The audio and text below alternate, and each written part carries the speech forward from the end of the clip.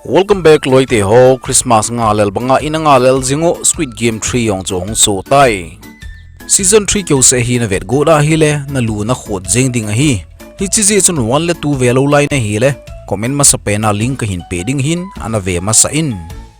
Season 3 hi episode gu ba hin hle khen ki du hin e hon jong i za dai hin sei chai ta wam aphat po po hung hi tan te ina het diu hin atho azong hi atama tam jeng hin aminu jong a kilo jeng the hi a het bai theina dinga hi abang hi amin hlinga ka hin seding abang a number ka hin seding abang hi a ko na wa ka hin ko tho ding hi Season 2 ki chaina lang chu i het na lai diu ka ta sani gihun le loi ho chun game ana sim ho hi tha do ding a tiu hin a hin la zo ta po ve azi chu game ana control pa frontman in ana hlem chawai tawin hi gihun aloi pa zong be zong chu ana tha pe win gihun hi ana hing hoyu a hi sipaila na pang North Korean wong chu i het na lai diu hin ama min hi Noel a hi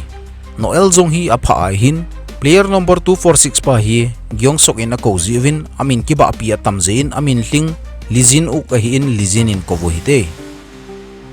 gihun loi ana thilo lai ho chu Noel te ho hin a hin kap win lizin a hi phat in wang a thilo na kham be bin a kap tai Noel le lizin hi ina het na lai diu hin hi chi game hung ki chep masang thlona chu mon khara na to hlon ji hi lizin hin painting them a bol zia a chanu zen na dinga sum a lo ji hi hi chi zia hi Noel hin alung sit hle hi lizin a kap zo pha da chun na so cha no ma hi le na mit singin lang ki thi hlem thu sen ati tai masanga chu Noel in mi a kap ting le a thi te dinga ana kap ji hi aji chu organ min a ki zo ji ji a chu ama hin ki zo hi na wen te ati ji hi a organ la do thei dinga lizin ana kap ji chun aloi khat hi alung dong hle jing ne hi player ho na lang hi ong ki vet sa ki tai thi thing kong khat hi a hin dom lu du win ama ho song a ki win aga ave ta ve koidang ana hi lo gihun ana hi in ana thilo lai a hi hichi game sa pan na be pe na ana chu inspector wang le aloi ho hi a hi gihun hi aga hu do diu hin aki chep naw hi a hol jing na alai hi ama ho thu hi hin ha sei be se lo diu hin azo na lang ting la bo hin sei diu hi aji chu pan na mo lo hi chi flima he gihun hi hong tho do tan aki chep na mun ho ave in alung na hle jing e aji chu loi tam ta thi a hi go thlang nu jong hin gihun amu pharin aki phalam hle jing e aji chu ma hi mei pum la chi a hong ki le luwa na hi tai player 95 ane hi wa hin gal a hin bol zo wa hi player 60 bo wa hi tai camera a hin vet jing hi ti chu het ji in gihun jong chu akap zengin frontman ko ma chun ipidinga ke nei hing hoyu ham nei tha jing hi diu ham atin alung na hle jing e inspector wang te ho akung tol pau captain park ki ti pa jong he a phalo wa hi frontman pu hi call a hin boltan tua jong hi ka vet ching hin ka control lel teng le ip ka loading ham atile frontman in jong kap li jengin atitai aban hi ki chep ki thei de ha lo ding ham ti chu vote a bol sa ki ta ve gihun wang hin vote jong a bol nom lo hitan a khut hi thi in a hian pi ta ve lizin jong chu operating room a puilu duty a het je chun Noel lin jong guard ho khat chu a kheu pi tan ke jong ei puilu win team khat hiu hilo ham ati pe ade bang hin aga hovin a hile pasal pa jong chu tha nom hle jingin Noel hi operation a bol naw room a chu a puilu ding hitai vote ana bol chu 41 zen hi ani ki chim nom na lai win 18 hi ki chim nom lo a hi ve sipai lam kai pun jong player so ko ma chun jingka teng le ipat diu tai ana ki govin ati pe galbol ana panglo ho hin gihun hi a eng en hung ho ta ve ichi chu ham na galbolu mitam ta na hin thi sa je in ki pa wal jeng ati win khut them a beng ta ve thim gau ki tinu jong hin gihun kom hin hung ki tan na nung zuya hi hi na thi to ka sia na hla lo ding hi ati pe gihun jong lung hang wal jeng tan thim gau nu chu vo jeng ding ati le a khut ana ki hianin i ma cha alo thei poi operation ana bol chin room wa hin Noel le loi pa jong hi ana lut hlon tai aman jong hi chelai ruma ho kom chuna seipin Noel jong hi holanga panga hi tai operation chu bol tawin ati pe hi operation i tiu hi athin alung ho ala do jiwa azu jiwa hi lizin jong chu awai at pe ding ati wa hi le Noel in mei pumin a hin doi tai ichiru ma sipayum ho chu pang saman lovin a hin kap li tan hi doctor pa lele hi a hing hoin agana ganin lizin hi suhing tei tein athia hi le nang jong na thi ding hi ati pe Doctor pa zong kichali jing tan lijin chu hu do thei na lai ding a hi thisan angai ding je chun Noelin ke thisan petan ati pe Doctor pa chu pistolin adoi pe in Noel thisan chu ala do ovin lijin chu apetawe lijin hi anazen dam tawin Doctor pa zong a hing hoiwa hele athu ali kaudi hi je in Noelin athat tai nunga pa zong ki phalam che jingin gihun ko ma chuna chitan ngai dam a ki thume mekjin ho chu ka hin la go tho a hinan a hi wang ka hung do man lo hitai ati pe yong sik in a hin se nang thep mo hi poi ama sa pena chu de ho hunga hi aman jong mei pum ho achomin hin choiding ati le ipi angai to ham a to den tai hi chi thu za phar chun gihun jong lung hang hle jingin de ho lang chu a ve ve jingin a hi te se pi le a chapa yong sik in jong yun hi bune sa tai ding ati hlonin a ho sa hle hlone jingka hi an hitan ki chim di wa hitai a hin ko do ki tawin ama ho zong aga ki zot pheiwa hi le gal ana bol nawa ana tha ho aloi ho chu ana khai sang tawin loidang ho win ave win alung se hle jinguwe gihunin wang ave in lunghan na adim set tai aki chep na diu room hi atlung tawin hi chilai room sunga hi team ni aki hle khen diwa hi ve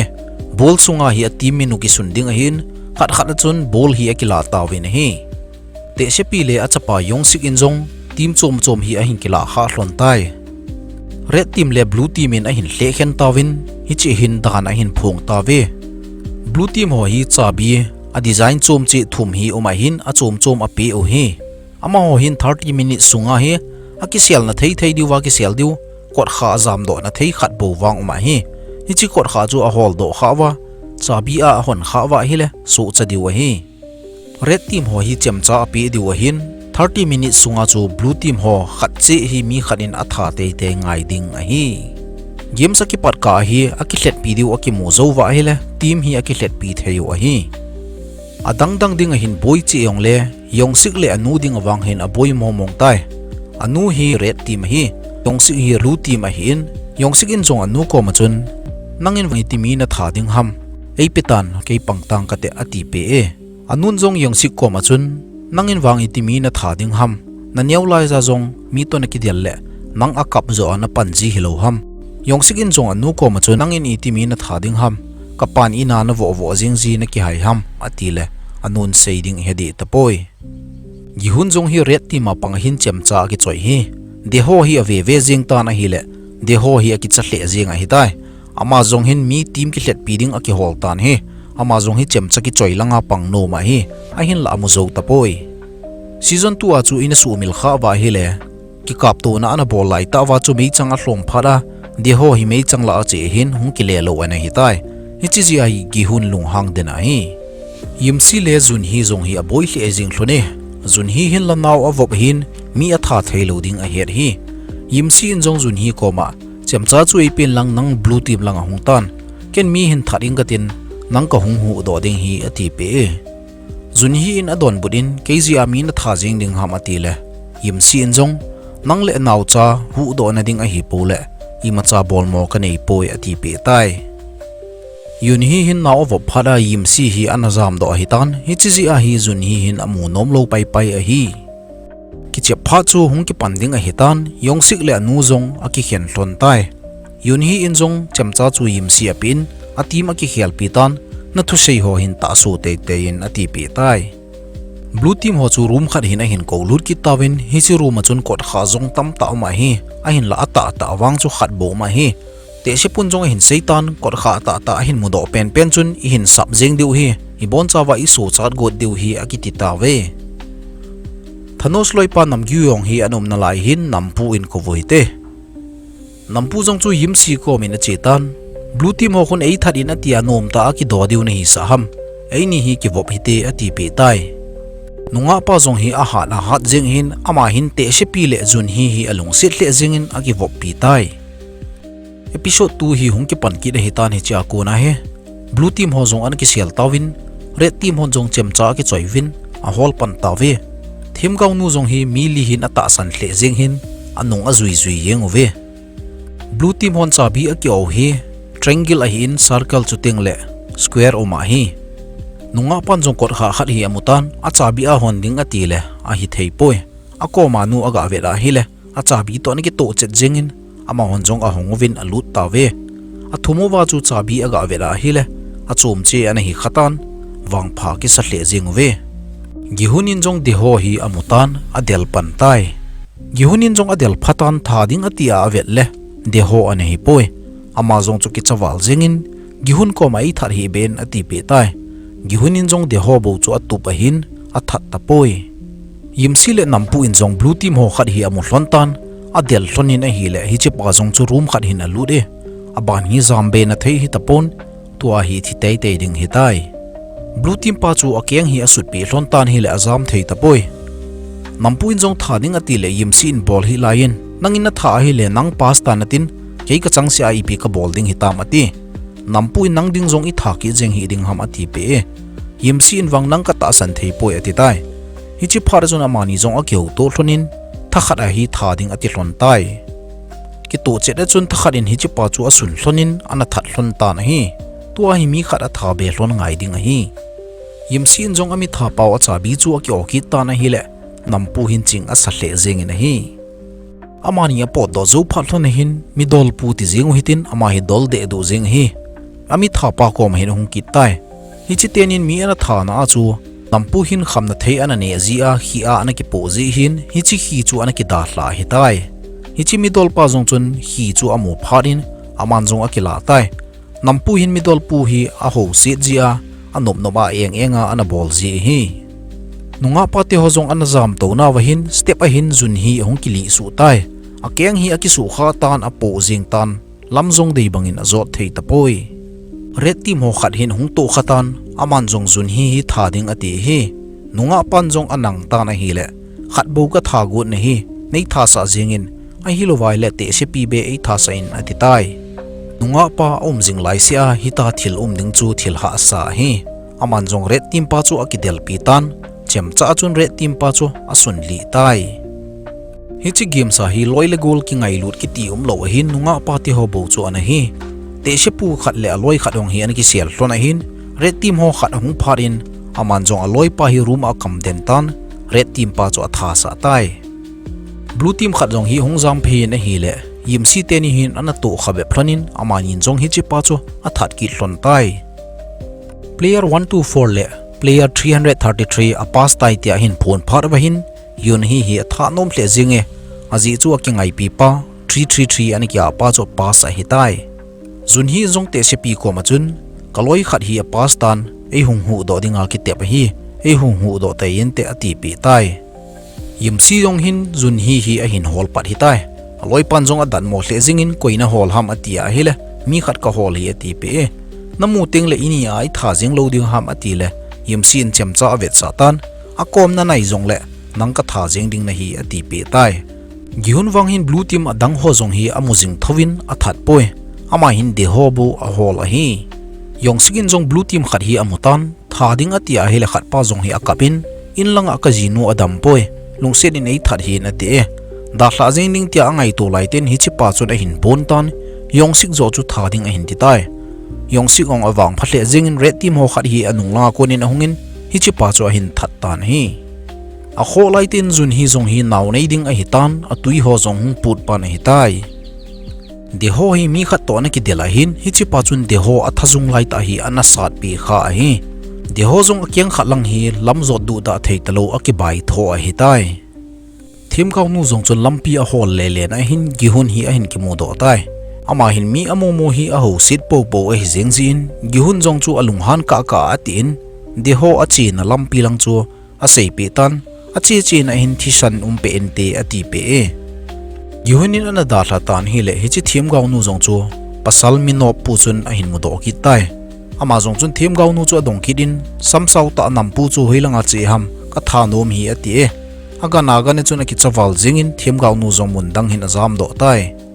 thim gau nu azam do gut na langa hi kot kha ta ta chu ana ma hin ama jong hin jam do ding ati le chabi thum ana nga ya hi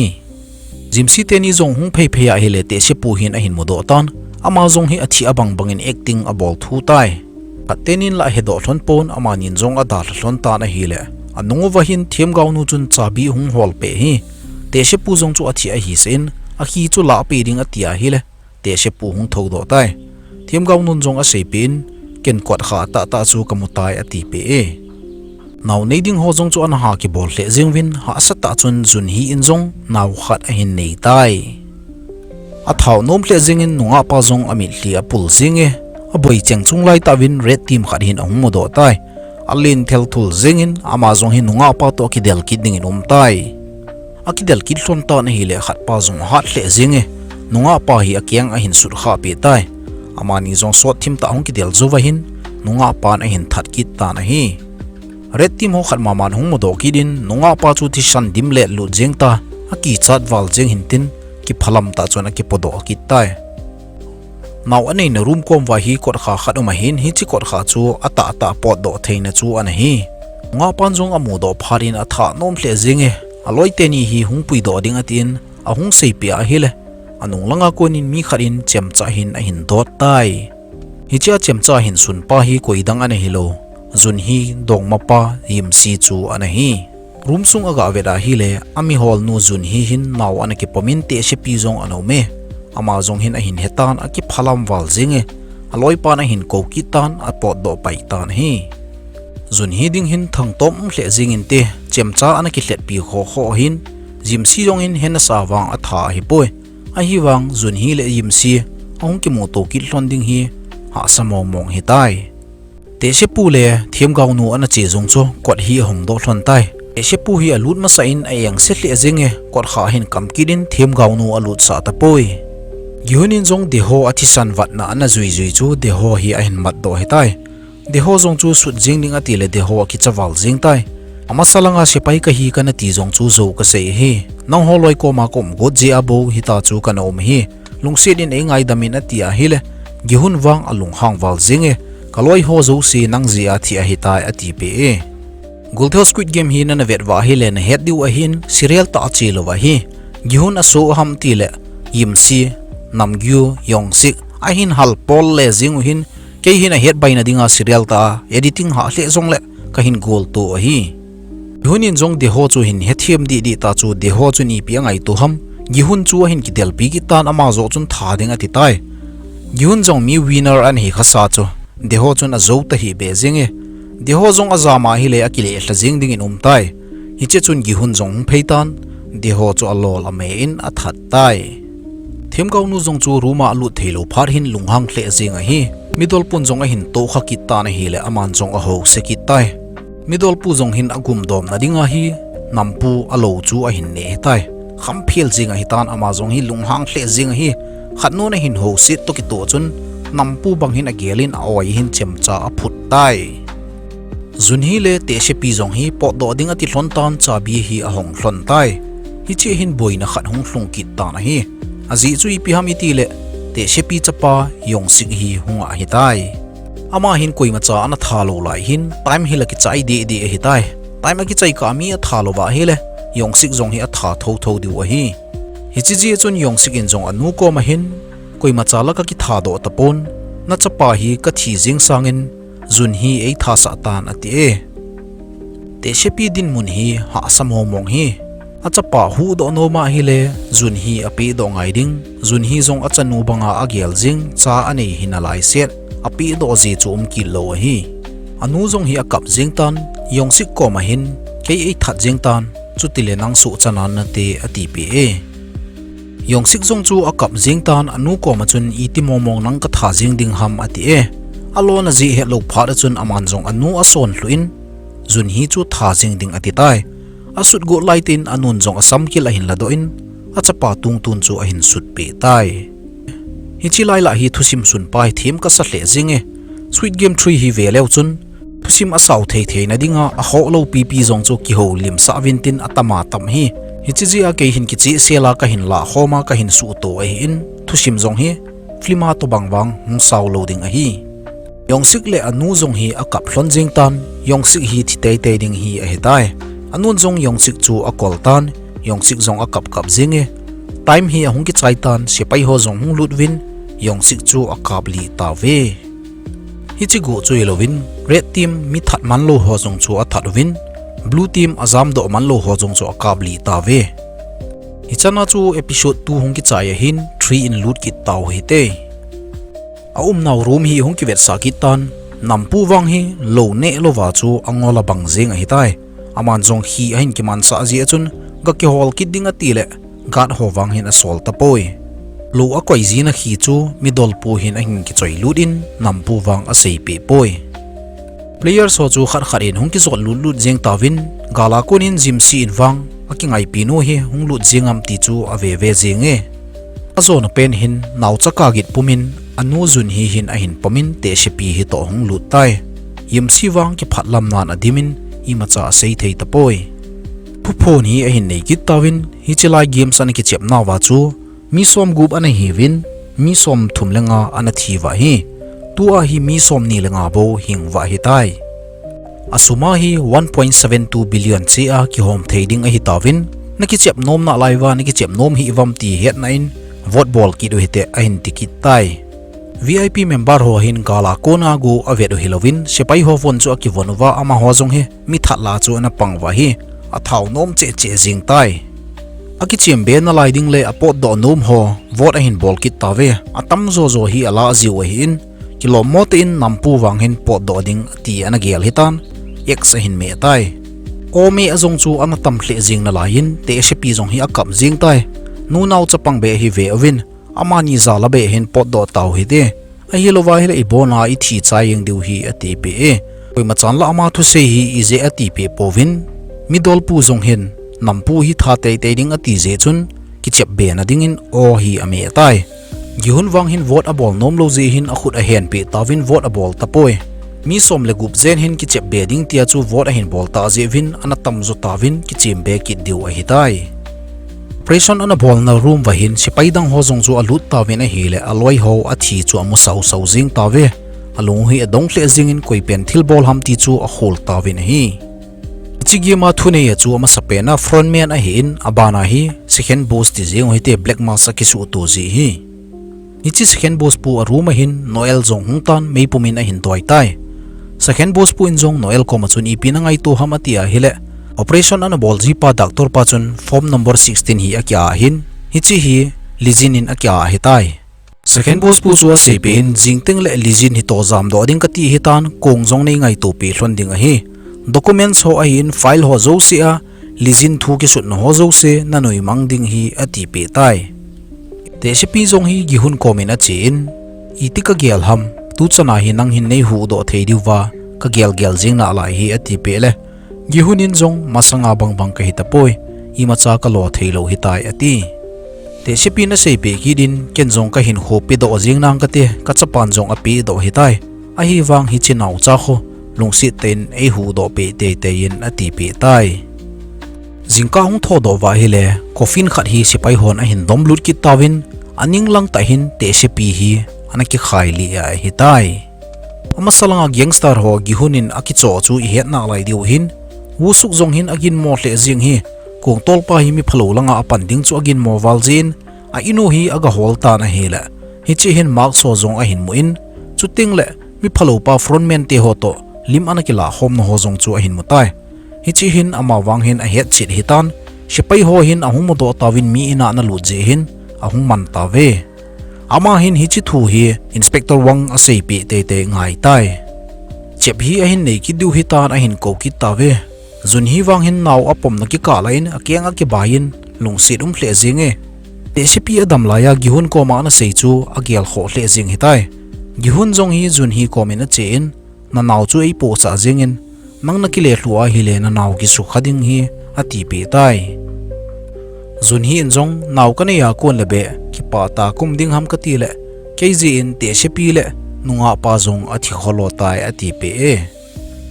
gihunin jong sei pe kirin nang thep mo I ma cham poi I bon chawa hi ei ho thu chia I hungo hin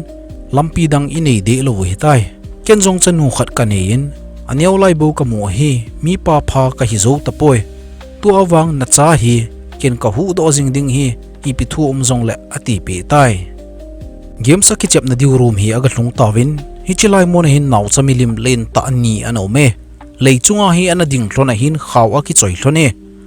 lei khatlanga kona khatlang chan hi minute som ni sunga achi do man lo lo wang cho thiding hi aung ki ti tai naw cha chu gi hunin apu ta wanga hin zun hi dinga hi boi thona lai hi azi chu akiang a khomit hi a pom zinga hitan aki chop ding dan chu ha sa hle zinga hi game su hung ki pantan khawzong chu hung ki pe pantai iti ki chop ding dan ham chu te sa bol jing ta ve khawin a ve hla chu a thiding a hi zingin nampu zong hin khamna thei ane ta lo pha hin a boi hle zinga hitai pha chula che jing tan a chi ma sa pending hi ki so wa hitai mino punjong nampu chu a hi hin vet sa tai nampu zong tha nom hle zingin vo jing ding ati hi mino pu he mino pu ne hin tong kha po tangam na hi ka pai mang jing ding hi ati tai hi che chon nampu zong hin ngai dam ki thum jing tan na chunga kana bol khil na ho ni ngai damin ati pe tai no punjong nampu a hi chu leichunga hin a pai tan chen langa kila in na deya hi le ati pe tai lamdang talo nampu zong chu aki chom pe in a che phei pe in a hi na hi a phatai a hi la pe ra zong hi aki chop jing ngai a hi aman zong ki niam tein aga hona hi le lo chang khat zong anom tapoi alung hangwal jing tan ki chop ding zong chu adon theilo hi tai khaw chun a keng a hin zep tan ama zong akili a hlain a thi tai azo zo na hin gihunin ke ka che ding hi atin naw aki poin aman zong a hin pan tai leichu jang pera chi jing thei le phading a hin aka lai hi a hom ana na lai a hi chilai hi ki chop te ngain gihun zong akile hla de zinge a hi wang chu all in a chi hoi zingin ama zong an so chatan hi abono vahin a thaunom chi jingin gihunin zong zun hi kom hin nang zong ko hung pui ki ding na hi ama all mo hin ati pe anunga hin number 96 pu zong hi hung ki chom lu tan all hin a dang zong hi hung pe ove del sa hung ki chom wa hung hlung di ta wa chu a hung hlun to ki to chet jin 96 pu hin a son hla jing jin hi gihunin zong bol hi in ati pe a hele khat pa hin angai hi be zinge mi hlom chan wa sumi ki hop diu hi tam ding hi chulem adang ho se hung lo wa hele eini lele i khop ding hi ta chulem ati pe atu se angai pon achang tho jing ta na hile koima cha hi hung ki chom do ngam ta po ve leichunga chuna ki chom jing ven hil akyang hi a kham gam tan tamta chu ki chom thei talovin khawin ave hlagam tai te she pu zong akam de jing tan akyang khamwal jing a hitai lungsedin ke be e hingwai hlonin ati hi che chun gihunin a sepi tan nangjong tu hin chun thaleng ke bo hat pen ka hi ding hi ta chulem na god am ati pe la khat pa hin a hin gel thei tan te she pu te ho a hin adang zong hi a hung lut sa tai pha chu hlom hoi jing tan khat ho la hung lut so hi lai ve gihun hin zun hi ga pui ki ding ati hi aki ngai pi pa jim si in zong akova hi le ata san thei tapon a chenom tapoi akyang na chu ave sa in hi le him si in zong alo je he tapoi player 96 pu hi a phalo mong jing a hintin gihun hi sol hla ding a hin tiki tai aki del kil thon tan gihun in zong khat pa he amit a si pe ta na hi het lo ka 96 pa hi le chung langa chu no ma hi tai khaw chu na hin zep in a hi le tol langin a ki khoswin a thi tai at a beiding kun cha a hi jing tan mi no pu in zong lo hi ani ki tan hang san ta chu na ma zong he ahung chom kal kai ta na hi yim sin zong zun hi chu a lo je hello pharin ama zong a thi sanga atin ahung gal kai tai tua hung ki chom do lo chu zun hi bo hi abatan phat zong minute khat bo ba a hi tai gihunin zong ka pui chop jing ding atia hile zun hi in hung da tan nei pui do thei ta pon ate nang na hluwa hi le kon kanaw a vet ding hitam naki ha sil sai lo ham kanaw e na vet pi tan nangin zong naw cha na hu do god hin ken zong naw cha hu do na dinga pan kala ding hitai atin ama le ma aki chom hlain athi tai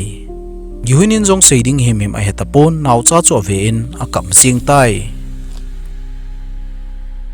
goldoi chana chu episode thum ki chai hetan khatwea hi abon cha I sei chai thailo diu a hi episode 456 hi in a live in idam wa hele ni khat ni zo ka in sei pai ki diu a hi tai video hi chanin nga taw hitin tunia thusim ki sei chu nalung hlaya hele like in bolen lang subscriber zong ipung che jing tawin ki pam hle jingin subscribe bolo lai uma hele ngai lu na zala subscribe na na bolwa video tha na nga jing diu hi ki team naw a hi